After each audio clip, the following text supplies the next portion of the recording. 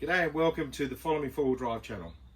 In this episode what we're going to do is we're going to get stuck into some more rust repairs. I've already started by clearing out some of the rust in the floor, removing bits and pieces off the floor in preparation, putting new metal in, like so. I'm going to continue with the repairs across the front, and then I'm going to start stripping the floor out, and hopefully we can get the body off of the chassis this episode. So stay tuned, lots to come.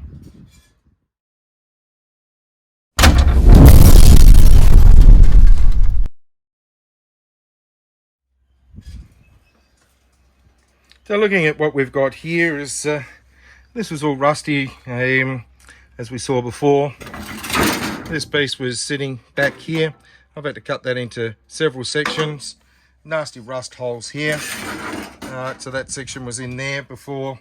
So nice holes. So that's actually one of the chassis mounts. So I wasn't going to leave that there due to the fact that it's pretty daggy. All right, and we look over the other side. I've got to continue down here with that one shortly. I've also, on the seatbelt mount here, I've also noticed that there is some rust in this section here, which I've cut out and are basically ready to go. Now there's some more rusty bits. So here's the piece that I've taken out of the seatbelt here.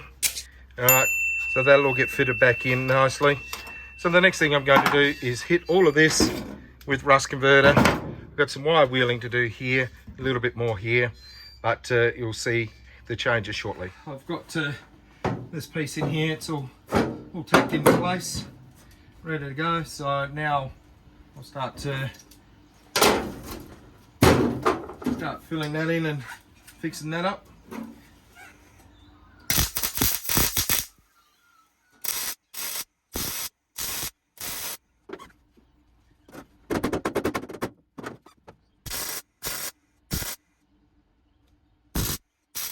Okay, that's the body mount done in there. I'll flip it over when I do the underside of the vehicle. I'll weld that in place and it's stuck into this section down here. Alright, and I'll cut my little piece for just in here where the seatbelt goes, get that in, then I'll start working my way over there, and then once I've done that I'll get myself a front cover over the top here. Obviously it's going to need a little bit of TLC just to straighten that out right in the middle there, so I'll give that a bit of a treat and bit of love with a hammer, and that'll come down nicely, and then I'll fold my piece in there after I've ground that back nice and flat. Overall, one new body mount. Alright, so I've cleaned up the weld now. That's all cleaned up, and now I'm going to, I've put the rust converter over it. I've cleaned up this plate here. Alright, so that's going to end up in here in a second. Like so. Alright, so that'll fit in nicely in there. Nobody will know once I've got the floor covering in place and everything. But yeah, and continue welding. I've cut my plate to go in there. Once I've done this, I'll get stuck in over there.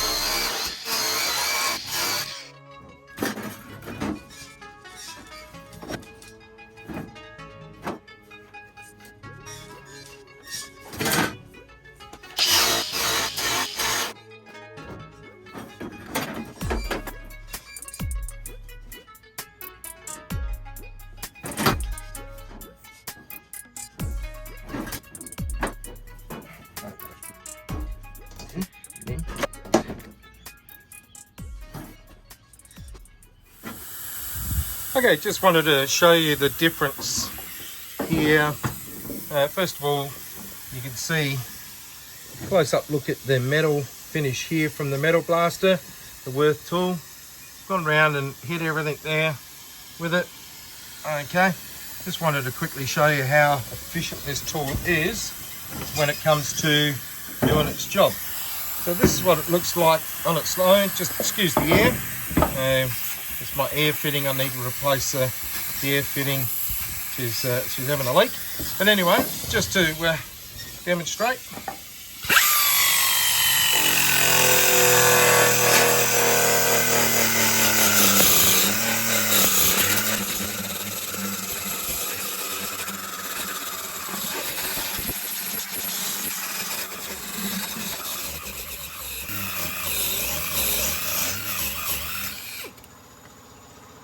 As you can see, it's done a great job. Just a little patch of rust there for an example.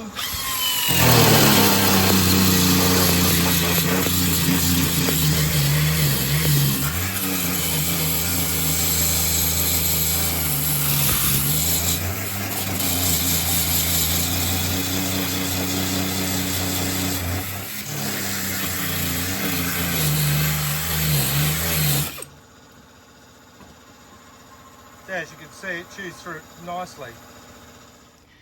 Cut-off wheels I'm using during all of my metal fab, etc., is the Wurth cut-off wheel. So this one here is the 1mm cut-off disc. Okay, for a 125mm grinder with a 22mm centre. Alright, so that's just your standard size. So that's in 1mm. They are very long lasting, and you'd be surprised on how well they do last. Now, if you've got some very fine work to do, or stainless steel, then I recommend you go with this style of cutting wheel, which is the 0.8mm cutting disc from Wurth. So basically still the same size, but 0.2mm thinner, but that makes a huge difference when we are actually doing some cuts. So I don't know if you'd be able to pick up the difference in thickness. Just try and get that across the camera there, but you could certainly see that there is a big difference. Okay, so that's two of the pieces now welded in. Just a bit of a progress report on the Cruiser. So there was so the rust has been cut out of here, and there was more rust down through here, and right through here, all been repaired. Inside here, the floor, okay, all inside the panel there, which that'll all get wrapped, coated and cleaned up, and there's some sound in from the floor, but that will all get cleaned up and sorted out. Okay, just doing that. Rust was there. That one's almost finished, and those two little patches there. Okay, I've added a fuel filler cap there.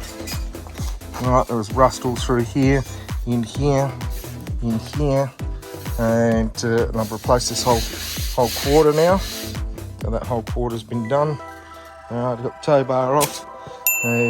Just starting on a cross member that goes across the back here. That's when I removed the gas tank, has been chopped out. To fit the gas tank, and just the butchers with the gas axe. Fixed all this one here. This is all rusted down here.